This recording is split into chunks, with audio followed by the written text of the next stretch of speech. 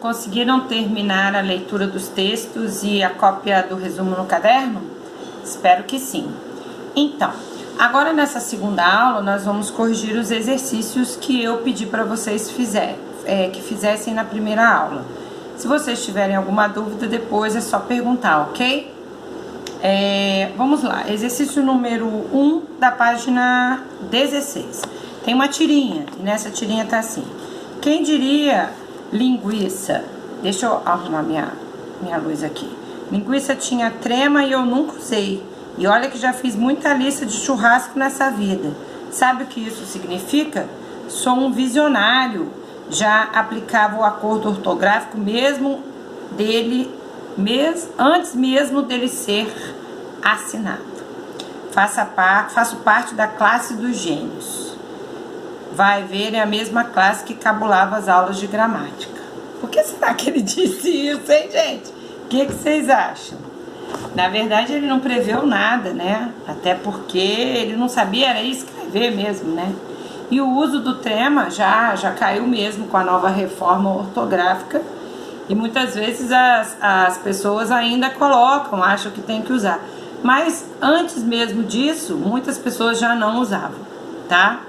É engraçado, mas é real. Muitas pessoas não usavam, não botavam pingo no J, aquela coisa antiga que a gente tinha aprendido, deixavam de usar. Então a primeira pergunta fala assim: o personagem da esquerda se elogia por nunca ter usado trema para escrever palavras que antes do novo acordo ortográfico eram escritas com esse sinal. Entretanto, no último quadrinho, o personagem que ouve esses autoelogios, né, tem outra interpretação para essa conduta. De que modo esse último pensamento provoca o humor da tia?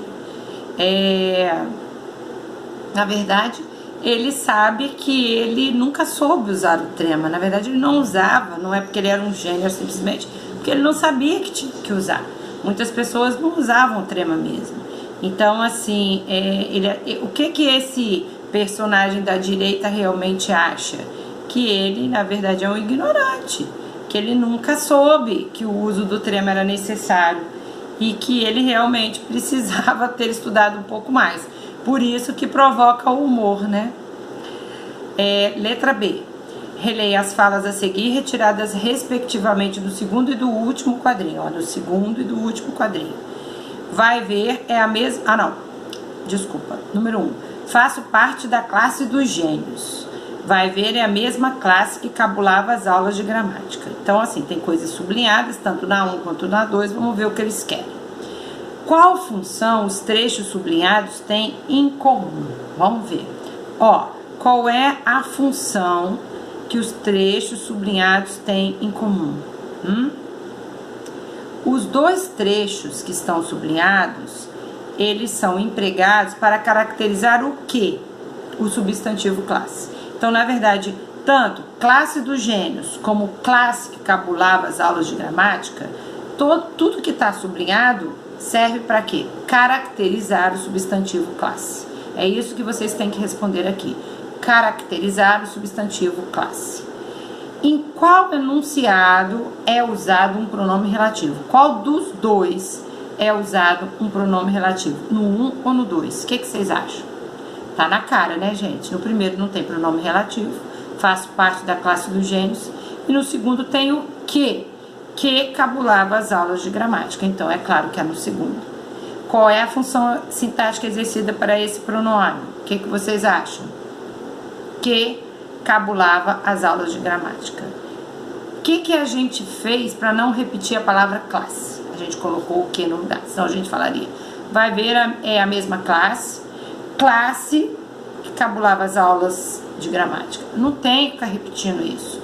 Então, na verdade, o que esse que exerce, né? Exercida por esse pronome.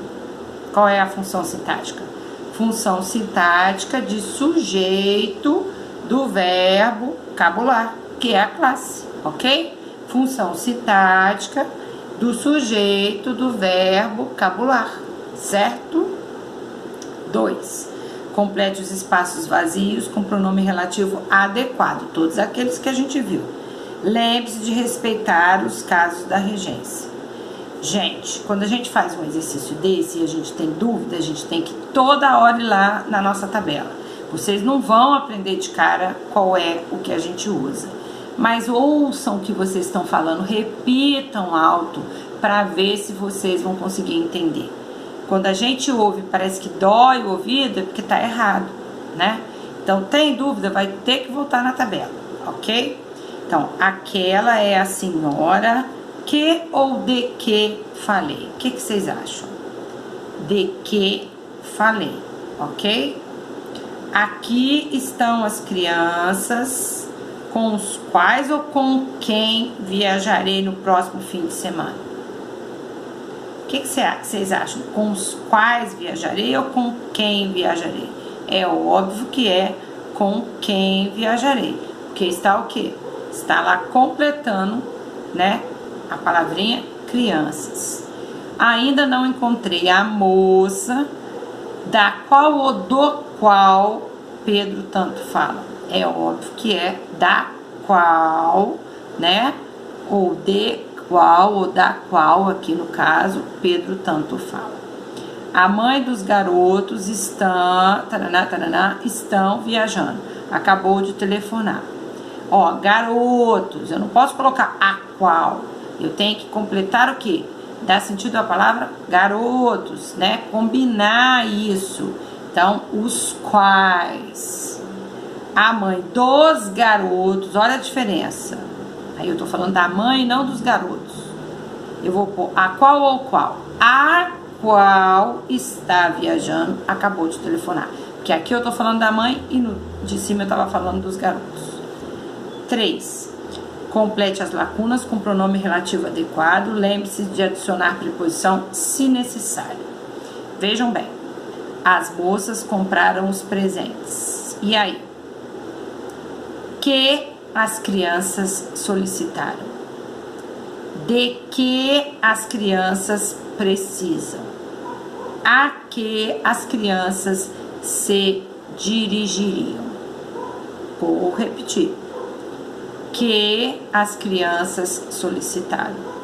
De que as crianças precisam. A que as crianças se dirigiriam. Ok? Estes são os livros. Olha lá. Cujas autoras não conhecia. A cujas autoras fiz recomendações.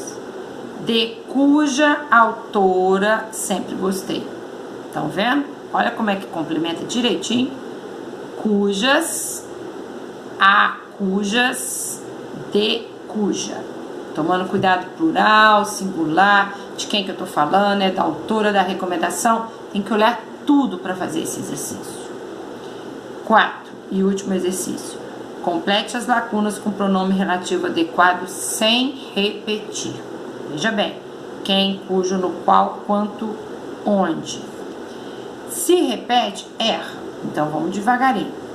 O time cujo treino foi mais intenso venceu a temporada. B. A garota de quem gosto está fazendo intercâmbio. O presidente enviou o documento no qual criticava a postura da população. A maternidade onde nasci virou uma bela confeitaria. Esta parte era tudo quanto Ana poderia dar. Então, olha só, a gente termina nosso exercício hoje, tá? Amanhã a gente vai estar fazendo outros. Eu vou postar no final do tempo essa foto dessa página para vocês, né, Luane? Que copia devagar e que fica, tia Márcia, você corre demais. Vou colocar aqui no finalzinho para vocês poderem tirar foto. Né, Gabriel, né, Maicon, que reclamam da tia Márcia ser muito rápida. Vou pôr a foto para vocês poderem ver se vocês erraram, se vocês conseguiram, sem problema nenhum, ok? Beijos, até amanhã. Tchau.